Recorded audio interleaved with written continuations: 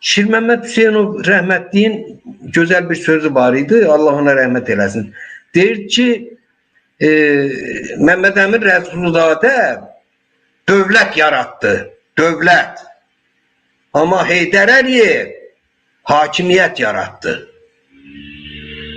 Və bu hakimiyyət də yalnız və yalnız ancaq o nəslə, Əliyevlərin nəslinə, Paşayevlərin nəslinə xidmət edir. Bax, məsələ burasındadır. Hələlik Qurban bəy, mən indi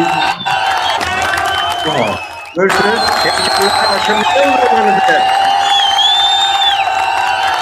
Azadlığa yol açmağın zamanıdır. Bax, budur. Yani, sağ olun. Açmağın zamanıdır. Nedir? Mesela burasındadır ki, Enver bəy, biz hələ ki danışma mərhələsindəyik, nə qədər deyirik deyək, bizim gözümüz, önümüz geniş xalq kütlələrinin hələ də çatmır. Hakimiyyət xalqı ikiyə bölüb, demək olar ki, yarısı xaricdədir, yarısı daxildədir və milləti gündəlik çörəyə möhtac eləyib, bütün ailələr problem içərisindədir. Adamlar ancaq gündəlik ölməmək üçün çörək dərdindədir. Çörək dağında qaçırlar. O necə toyuq suçu başını arabı qaldırır göyə. Hətta o toyuq kimi başını qaldırmağa da bu xalqa imkan vermirlər ki, birdən görər ki, nələr baş verir yuxarıda. Kimlərlə məşğuldur. Cəmiyyətləri də, toplumları da belə itaətə saxlamağın min cür yolun bilirlər, öyrəniblər. Elmi keçiblər. Millətin başına görürsüz də zaman zaman o gündəmə mühtərəm mövzular atmaqdan qatırlar. Bugün əf fərmanı deyəsən yayılıbdır. Mən belə oxudum, imzalanıbdır. Buraxıblar, amma siyasi məhbuslardan heç kəs buraxılmayıb. Əslində baxsanız, bu da bir məntiqidir. Mən siyasi məhbusların buraxılmaq üçün yox, bəraət almasını tələb edirəm, tərəfdarıyam. Çox təəssüf ki, bu siyasi məhbus ailələri, özləri də öz uşaqlarının yaxınlarını müdafiə eləmirlər. Bu dəhşətli bir şeydir. Millət nə qədər buradan baş sarırsan deyirsən, Ənvər müəllim, sanki başa düşmürlər, qulaqları çıxardı, dillər də laldı. Adamlar bir araya gəlib bütün məhbusları bir mərkəzdən bir qrup olaraq müdafiə eləməyə əvəzinə hər kəs öz məhbusunun dalınca qaçır. Heç kəs alınmaq istəmir ki, bunun heç bir nəticəsi olmayacaqdır. Biz gərək toplum olaraq yığışaq bir yerə, bütün məhbuslar hamısı bizimkidir. O içəridə yatan jurnalisti də, siyasətçisi də, hamısı bu xalqın gələcəyi üçün, bugünü üçün həbsxanaya düşübdür. Onlara müdafiə eləmək, onların yaxınlarının yox. Mən bir dəfə yaxın bir dostumuza sual verdim ki, nəyə görə sən həbsdə olan filan kəsi müdafiə edirsən? Təəccübləni dedi, başa düşmədim. Mənim qohumum da o kimi müdafiə eləməlidir. Dedim, başa düşmədim. Niyə sən müdafiə edirsən? Yenə məndən soruşdu ki, bəs kim müdafiə eləməlidir? Dedim, bax, sualın cavabını sən bilənə qədər, başa düşənə qədər, səninlə o qohumun azadlığa çıxacaqdır, sən özün azad olacaqsan, sən özün də tezdən həbs olunacaqsan bu qaydada. Sən də başa düşmürsən ki, sənin qohumunu sən müdafiə eləməli deyilsən. Ona görə ki, o sənə görə, qohumluq münasibətinə görə, şəxsi işlərinə görə həbs olunmuyor. O həbs olunub başqalarına görə. Baxın, bu yaxınlarda bir Talış balasını tutdular. İqbal Əbilov. Gətirdilər Azərbaycana. Belarusiyada cavan oğlandır. Deyilənə yox, təhqiqatçı alimdir. Talışların tarixini yazmışdı. Elə mi? Bilmirəm, nələ məşğul. Talışların tarixini yazıbdı. Geniş şəkildə. Onu tutdular. Sağ olsun da düz eləyir. Adam özü mənsub olduğu xalqın, azlıqda qalan bir etnosun tarixini yazır. Buna görə buna mükafat vermək, buna sağ ol demək əvəzinə adamı gətirilib, buna 18 iş verirlər. 18 il. Bax da, Azərbaycanın dövlətçiliyini məhv eləyən Mehriban Əliyeviyə orada medal, vitse-prezident yapışdırırlar sinəsinə, orasına, burasına. İlham Əliyev milyardlar səhəsində yağbal kimi üzür. Adam öz xalqının tarixi ilə bağlı kitab yazdığına görə, Talışların tarixini araşdırdığına görə adına vətənə xəyanət damğası vurub. Mən sizdən soruşuram, əziz vətənlər, vətənə xəyanət nədir sizcə? Hansı daha çox vətənə xəyanətdir?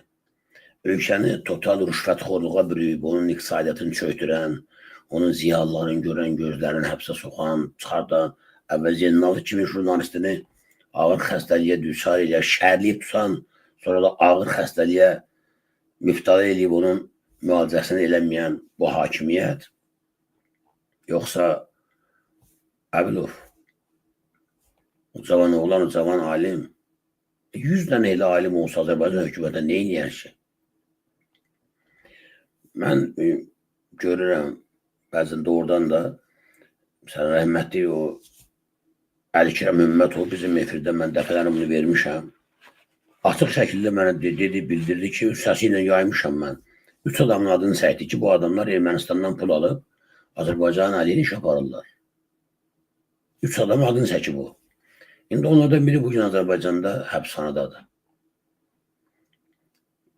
Bilirsiniz, gərək hakimiyyətlə mübarizədə də biz özümüz ləyaqətli olaq, özümüzü ləyaqətli aparaq. Bu məsələ ilə bağlı tez-tez mən bəzi dostlarla Ənvər müəllim bizim aramızda mübahisə olur. Mən deyirəm ki, İlham Əliyevin biz yaxşısını deməliyik, varsa belə yaxşısı. Pisini də deməliyik. Amma biz hakimiyyətin, söhbət tək İlham Əliyevdən getmir, hakimiyyət sadəcə İlham Əliyev demək deyil. Hakimiyyətin hər hansı bir yaxşı işini, qanun işini biz danacaqsa, deməyəcəksə, onda biz onun haqqında doğruları da, mənfi işlərin də doğrularını danışanda bizə xalq inanmayacaq.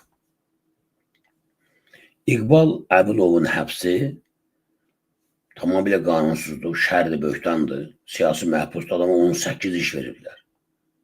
Halbuki baş prokuror Kamran Əliyevin özünə 18 yox, 180 il vermək lazımdır ki, bu adam 200.000 dollar rüşvət alması var, fark var ya ortada.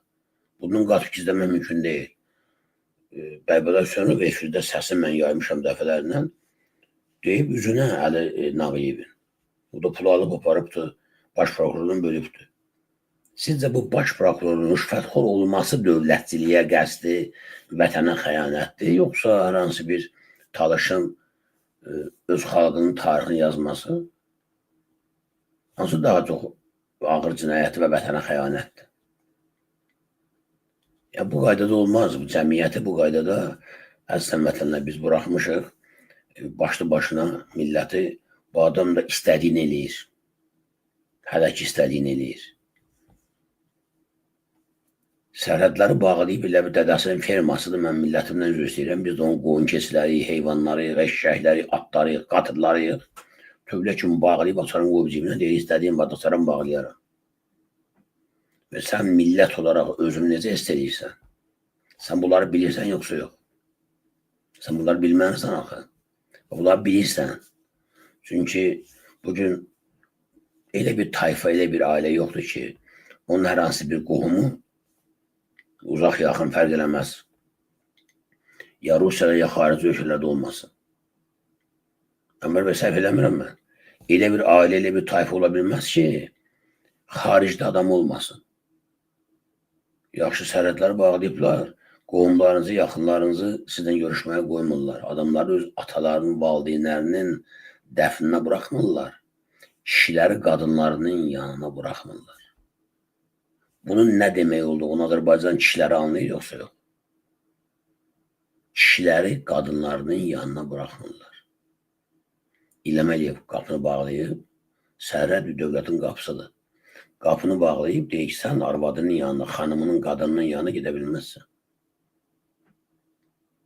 Sən uşağının yanına gedə bilməzsən. Ailə məcəlləsinə görə valideynlərin uşaqları tərbiyələmək, uşaqların təhsili qayğısından qalmaq, tərbiyəsi qayğısından qalmaq, onlara maddi yardım göstərmək, onlara mənəvi dəstək olmaq borcudur, vəzifəsidir. Bugün Rusiyada yaşayan milyonlarla Azərbaycanlı kişi övladları qarşısında olan bu konstitusiyon vəzifəni icra etməkdən İlham Əliyev tərəfindən məhrum ediliblər. İnsanlar uşaqlarını görə bilmir. Uşaqlar atası böyüyür. Bu da bilirsiniz ki muhtarın sosial problemlerin yaranmasına sebep olur. Hem kadınlarla bağlı, ailelerle bağlı, əxlaq pozulur. Biabırçılıq hadisələr baş verir ölkədə. Ən vacibi də körpə uşaqlar. Həmin müəllim, yəqin siz dünən baxdınız bizim efirdə Göygöldə Göygöl polis idarəsində baş verən bir hadisə ilə bağlı biz məlumat vermişdik. Hamınız xeyir Qurban bəy. Üzürlü sayın bu vaxt narahat edirəm sizi. Mən yenə işə tutmuşam. Çarəsiz də axtarıram. Mən az yaşlı övladım, o ikinci balaca uşağım. Deməli, bu kadrları biz efirə verəndən sonra əziz vətəndaşlar, istefada olan bir polis mayoru, polis rəisi mənə zəng elədi, dedi Qurban müəllim, siz yəqin fikir verməmişsiniz, hüquqşünas olsa da görünür bu sahələ məşğul olmamışsınız deyə yadca salmaq istəyirəm. Dedim, buyurun. Dedi ki, azyaşlıların dindirilməsinə bağlı, onlarla ümumiyyətlə işlə bağlı təlimatlar var. Dedim, mən rəis olanda özüm bu şeylərə xüsusi fikir vermişəm. Azyaşlıları polis idarəsinə aparmaq qadağandır. Baxın ha, azyaşlıları polis idarəsinə aparmaq qadağandır. Dedim, sonunda azyaşlılar qanunu pozanda necə olur, başa düşmədim mən. Çünki mən vəkil olsam da, hüquqşünas olsam da belə işlərə çıxmamışam heç vaxt. Dedi, mən onun bu azyaşlılarla bağlı inspeksiyalar var, onların ayrıca otaqları var, ayrıca yerləri var. Mütləq azyaşlı uşaqlar ora aparılmalıdırlar. Özdə heç bir halda tək aparıla bilməz uşaq. Mütləq ya valideyni ilə ya da müəllimi ilə bir yerdə aparılmalıdır. Mütləq dəvət olunmalı, onun müəllimi iştirak eləməlidir orada ya da valideyni onun dindirilməsinə iştirak eləməlidir. Göygöldə bir qrup azyaşlı məktəbini tutub aparırlar polis idarəsinə, vəhşicəsinə onlara işgəncə verirlər. Uşağın sol yanağında o ləyəqətsiz polisin əl izləri hələ də qalır. Və Vilayət Eyvazov hələ də bu məsələyə reaksiya verməyib, münasibət bildirməyib, sanki belə də olmalıymış kimi vecdanı da deyil. Belə mi olmalıdır? Azərbaycan xalqı, sən bunu bilirsənmi? Sən bunu başa düşürsənmi ki, ölkədə nə baş verir? Belə mi olmalıdır? Yoxsa Azərbaycan xalqı qalxıb ayağa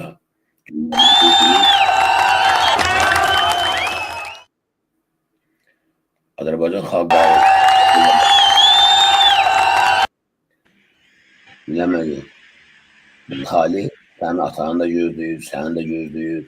Özünüz Allah'ı biləməyin. Yalandan da hesab eləməyin ki, siz daimisiz, əbədisiz. Sizin iddiadanın heykəlləri eləmişlər. Da yox, Səddamlara qalmadı, Qəddafilər qalmadı. Hələ mən fironları demirəm. Sən də qalmayacaqsan. Və sənin bu günlər Azərbaycan xalqının uşağına, qadınına, qızına, jurnalistinə, hüquq müdafiəçisinə, ziyasına qarşı törətdiyin əməllərə görə çox ağır cəza alacaqsan bu millət tərəfindən. Tərəsmə hər şeyin zamana ehtiyacı var, bir azca. Vətəndaşlar danışırlar, deyirlər, amma mən bir daha təkrar edirəm, istəyirəm hamı qulağına sırq eləsin. Təhlildə heç birimiz öz hüququmuzu, haqqımızı qoruya bilməyəcəyik. Təhlildə və ya ayrı qruplar şəklində bu rejimdən xilas ola bilməyəcəyik, azad ola bilməyəcəyik, insan kimi yaşaya bilməyəcəyik. Allah İlham Əliyevə də, sənə də, mənə də bir daha ömür verib. İlham Əliyevin o rüşvətxor, haram yeməyə vərdiş edən arvadı Mehriban, sənin o ləyaqətin namuslu 5-10 uşaq saxlayan, 3-2 uşaq saxlayan qadınından heç nə ilə artıq deyil. 1000 dəfə əskikdir ki, artıq deyil. Nəyə görə o formada gündə milyonlar xərcləməklə kef çəkib yaşamalıdır. Sən də bədbaxt qadın olaraq uşağına çörək verməyin dərdini çəkməlisən. Niyə? Azərbaycan kişiləri bu barədə düşünün. Bunu siz bilirsinizmi? Ki, nə baş verir ölkədə? Həyat tərzimiz arasında bu qədər fərq ola bilməz.